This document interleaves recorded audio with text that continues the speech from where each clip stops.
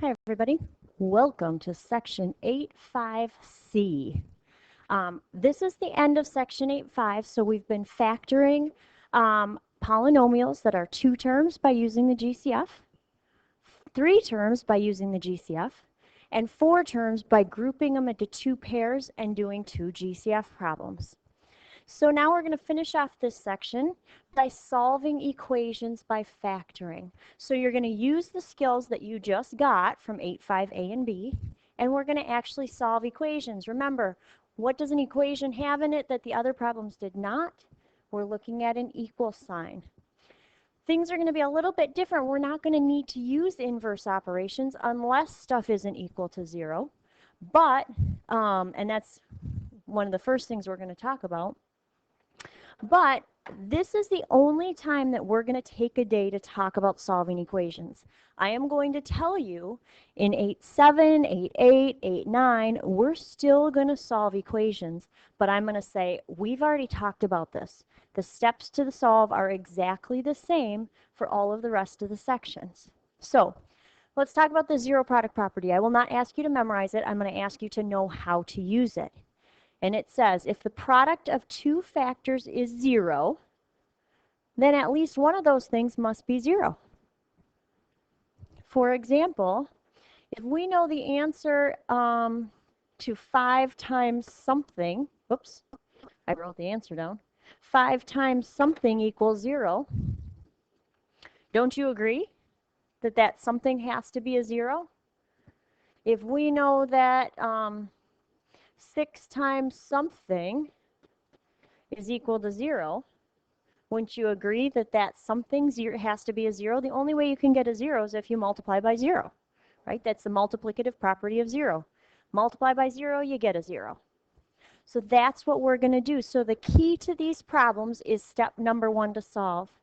Make sure that it's equal to 0. So if you got some stuff over there, you have to add or subtract it to get it to the other side of the equation.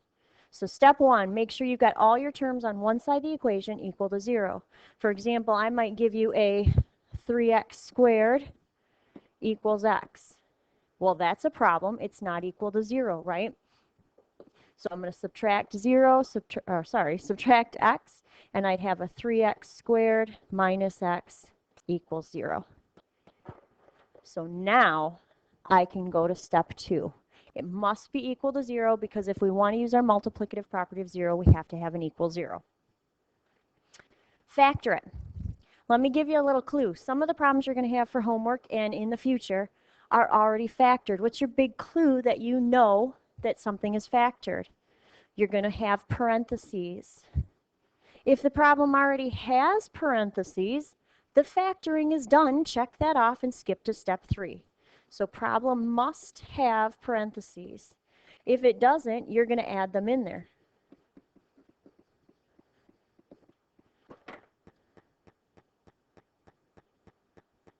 Make sense to everybody? I don't want you to do too much work and start distributing when you don't have to because the work's already done for you. And I'm telling you, even the examples we have. Last step, you're going to take each factor or parenthesis.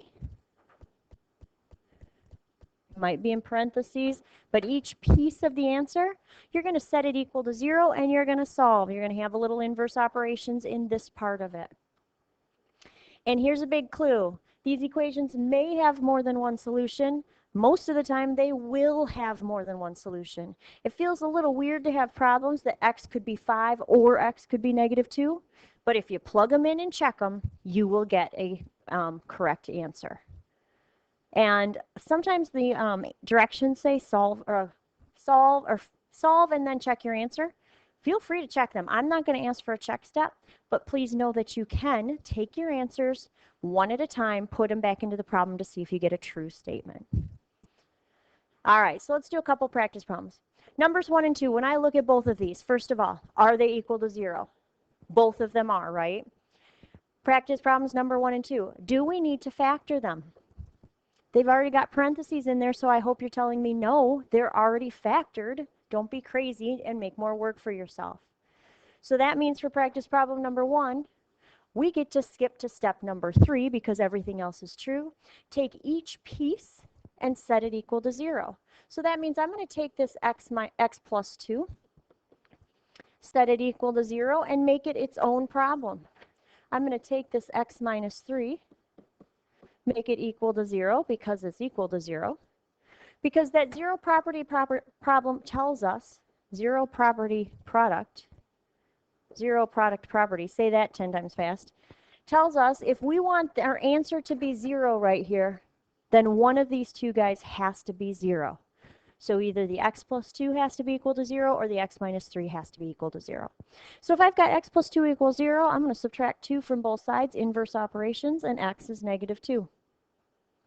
If I've got an x minus 3 equals 0, I'm going to add 3 to both sides, and I'm going to get x equals 3. My problem is done. If I go back to the problem and check them, so I'm going to take the negative 2 first. Oops, I put that in the wrong spot. Negative 2 plus 2 is 0, right? Negative 2 minus 3 is negative 5. Well, what's 0 times negative 5? 0, true statement. If I take that 3 and plug it in and test it, well, 3 plus 2 is 5. 3 minus 3 is 0, so 5 times 0 gives us a 0, true statement. So you don't have to do the check step, but you certainly can to make sure you got the right answers. So number 2, we said it was equal to 0. Number 2, we said it was already factored, so don't do more work. So we're just going to break this into two pieces. So d minus 5 equals 0, and 3d plus 4 equals 0. I wanted to do this one because I wanted to make sure that you know you can get a fraction answer. We're just going to leave it that way. So if d minus 5 equals 0, when I solve that, I add 5 to both sides, and d equals 5. If 3d plus 4 equals 0, well, I'm going to have two steps to solve that. I'm going to start by subtracting 4, divide by 3. I'm not even going to go any further. I'm just going to leave my answer as negative 4/3. And again, I could go back and check that if I wanted to, but I don't have to. I know, because I'm very confident of my math, that I did those two solving equations correctly. So now let's talk about 3 and 4. I'm going to leave 5 and 6 as extra practice problems for you. Feel free to do those, or we'll do them in class. But number 3, first step said to make sure it's equal to 0. Agree? Definitely, right? Second step says to factor. Does this already have parentheses in it from factoring, or do we need to do the work? We need to do the work, right? So this is a binomial. So the first thing we're going to do is we're going to look for a GCF. So number-wise, what's the largest number that goes into 3x squared and negative 15x? How many variables, how many x's will I have on my GCF? So think to yourself, if you're doing that prime factorization, 3x squared equals 3 times x times x. If I break down the negative 15x, I'd have a negative 1 times 3 times 5 times x. So we're still back to doing this, and we'll be doing this forever. So my GCF is 3x. And inside my parentheses, notice how I put my equal 0 there. Inside my parentheses is the leftovers, or think to yourself, 3x times what will give me this 3x squared? 3x times what will give me that negative 15x? So now I've got my stuff factored. It doesn't have two sets of parentheses, only one set with a GCF, but it's still factored. So now we're going to go to step 3, which is to break apart both of your factors and set them both equal to 0. Well, this 3x right here is one part. So that's one equation to solve. My x minus 5 is the other factor. Set that equal to 0 and solve. So one really simple step for 3x equals 0. What are you going to do to get the x by itself? So what's 0 divided by 3? And then if we've got an x minus 5 equals 0, I'm going to add 5 to both sides. So my two answers for this problem is x can either be 0 or x can be 5. Last example, and there's quite a few of them like this, so I want to make sure we talk about this. First question, I might keep going back to that 1, 2, 3. Step 1, it says make sure it's equal to 0. Is this equal to 0? Definitely not, right? Most of us like to get everything to the left-hand side, so if we want to get this 12y squared to the other side, we'd subtract 12y squared from both sides.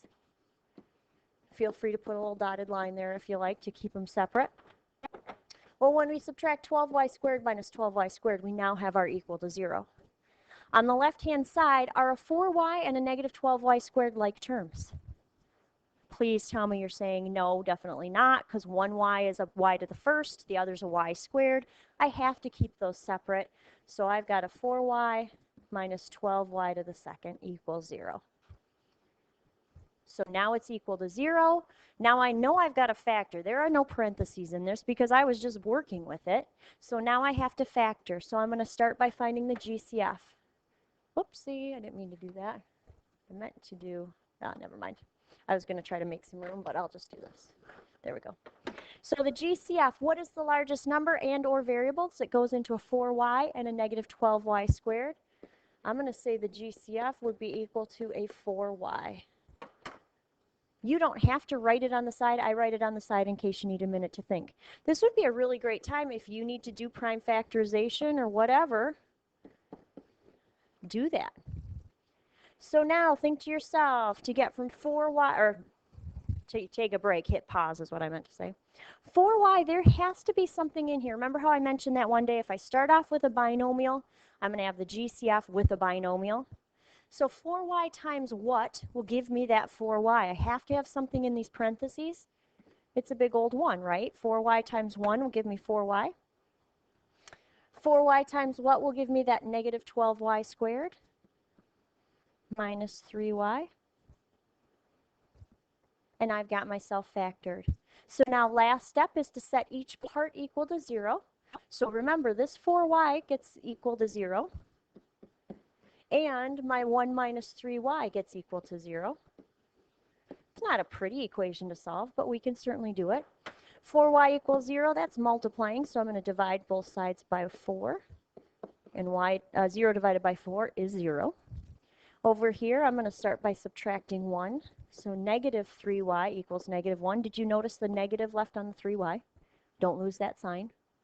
And then I'm going to divide both sides by negative 3. The only thing I'm going to do for simplifying, I'm going to keep it as a fraction, but what about a negative over a negative? Negative 1 over negative 3. Those guys become positives, right? So 1 over 3 and 0 are my final answers.